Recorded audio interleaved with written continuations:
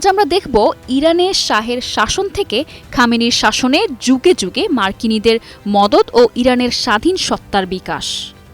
ইতিহাস বিশ্লেষণে দেখা যায় ১৯৪১ সালে ব্রিটিশ বাহিনী কর্তৃক রেজা শাহ পাহলভীকে জোরপূর্বক ক্ষমতাচ্যুত করা হয় আর তার পুত্র মোহাম্মদ রেজা পাহলভীকে দেশ পরিচালনার দায়িত্ব দেয়া হয়।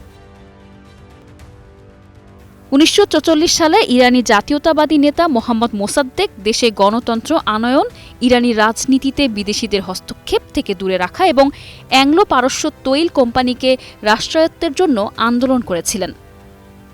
সময়ের আবর্তে ১৯৫১ সালে মোহাম্মদ মোসাদ্দেক গণতান্ত্রিক পন্থায় ইরানের প্রধানমন্ত্রী হিসেবে নির্বাচিত হন, কিন্তু তখনও ইরানের সার্বভৌম কর্তৃত্ব ছিল মার্কিন মদতপুষ্ট মোহাম্মদ রেজা পাহলভীর হাতে।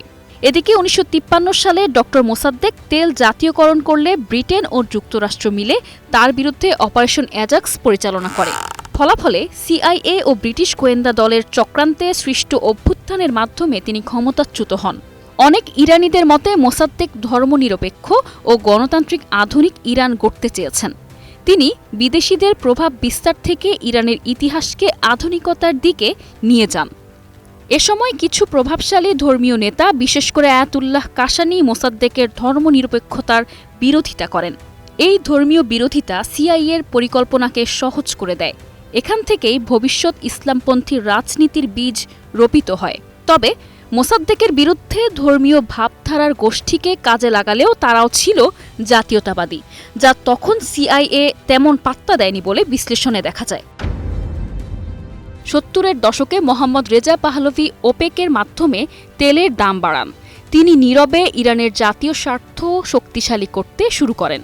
তিনি ইরানকে আঞ্চলিক সামরিক শক্তিতে পরিণত করেন। এদিকে ৭০-এর দশকে শাহ আমেরিকার কথা না শুনে স্বাধীন সিদ্ধান্ত নিতে শুরু করেন।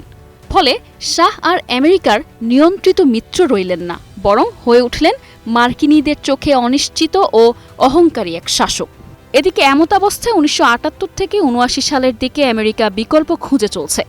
তখন আসে এক সুবর্ণ সুযোগ। ১৯৭৯ সালের ২৭ জানুয়ারি ইরানের ইসলামী প্রজাতন্ত্রের প্রতিষ্ঠাতা সৈয়দ রুহুল্লাহ মুসাবি খামেনি, যিনি বর্তমান ইরানের সর্বোচ্চ ধর্মীয় নেতা সৈয়দ আলী হোসাইনি খামেনি বা আয়াতুল্লাহ খামেনির পূর্বসূরি, ওয়াশিংটনে একটি গোপন বার্তা পাঠান।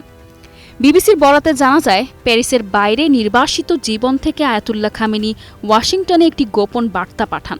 সেই বার্তায় তিনি কার্টার প্রশাসনকে একটি চুক্তির প্রস্তাব দিয়ে লিখেন, যদি মার্কিন প্রেসিডেন্ট জিমি কার্টার ইরানি সামরিক বাহিনীর ওপর তার প্রভাব খাটিয়ে খামেনির ক্ষমতা দখলের পথ সুগম করে দেন, তবে খামেনি ইরানের স্থিতিশীলতা ফিরিয়ে আনবেন এবং আমেরিকার স্বার্থ রক্ষা করবেন। তিনি বলেন, ইরানের সামরিক নেতৃত্ব আপনাদের কথা শোনে, কিন্তু ইরানের জনগণ আমার নির্দেশ অনুসরণ করে। সেই সময়ে ইরানের পরিস্থিতি ছিল অত্যন্ত বিশৃঙ্খল।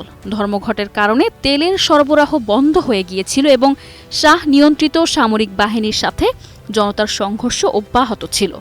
সেনাবাহিনী ছিল দিশেহারা। খামেনি মার্কিন কর্মকর্তাদের আশ্বস্ত করেন যে তার প্রস্তাবিত ইসলামী প্রজাতন্ত্র হবে একটি মানবিক প্রজাতন্ত্র, যা বিশ্বশান্তি ও স্থিতিশীলতার পক্ষে কাজ করবে। তিনি আরও জানান যে আমেরিকার প্রতি তাদের কোনো বিশেষ শত্রু নেই।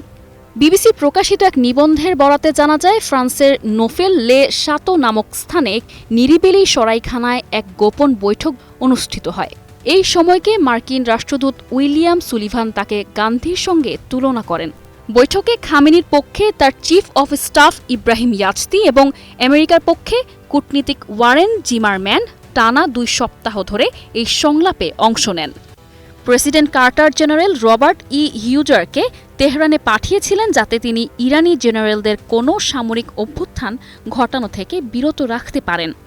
বিনিময়ে খামেনি প্রতিশ্রুতি দিয়েছিলেন যে ইসরায়েল এবং দক্ষিণ আফ্রিকা ব্যতীত বিশ্বের বাকি দেশগুলোতে তেলের সরবরাহ স্বাভাবিক থাকবে। ইরান হবে একটি নিরপেক্ষ দেশ এবং তারা প্রতিবেশী দেশগুলোতে বিপ্লব রপ্তানি করবে না। আমেরিকান বিনিয়োগ এবং নাগরিকদের নিরাপত্তা নিশ্চিত করা হবে। যদিও খামেনির সরকারি ভাষ্য অনুযায়ী তিনি একাই আমেরিকার বিরুদ্ধে লড়াই করে জয়ী হয়েছিলেন, কিন্তু ডিক্লাসিফাইড নথিপত্র বলছে ভিন্ন কথা।